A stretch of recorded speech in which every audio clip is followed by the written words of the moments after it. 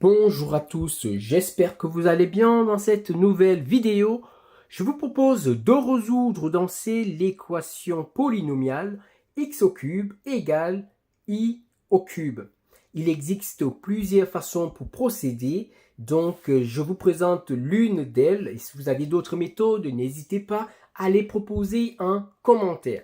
Sur ce, on va utiliser une identité remarquable.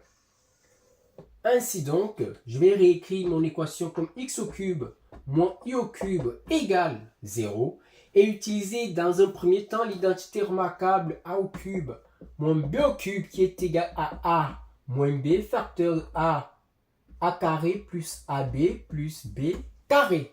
Mon a ici c'est x, mon b c'est y.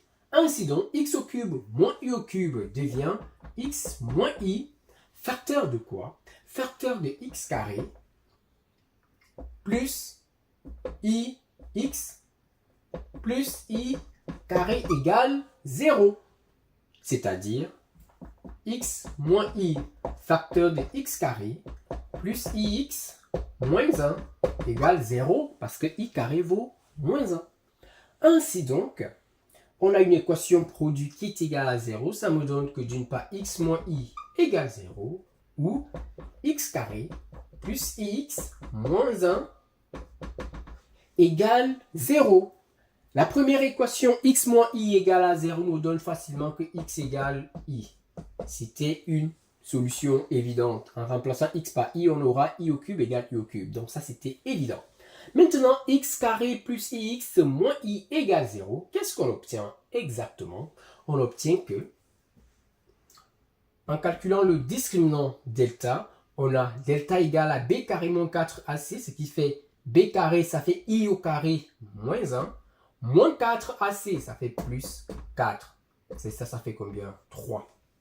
Donc, racine de delta, ça fait racine carrée de 3. On trouve alors deux solutions.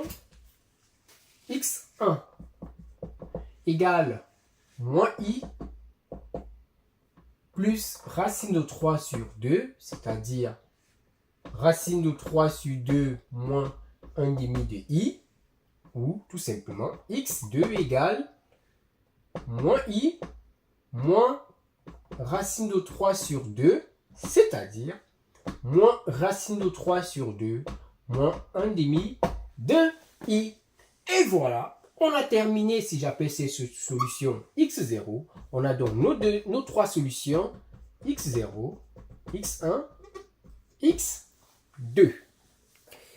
On avait une autre façon pour résoudre, je ne vais pas la faire, mais je vous donne un petit indice. On sait que i au cube, c'est moins i, nous sommes d'accord, et moins i, on peut l'écrire comme exponentielle de i 3pi sur 2, ou bien exponentielle de moins i pi sur 2.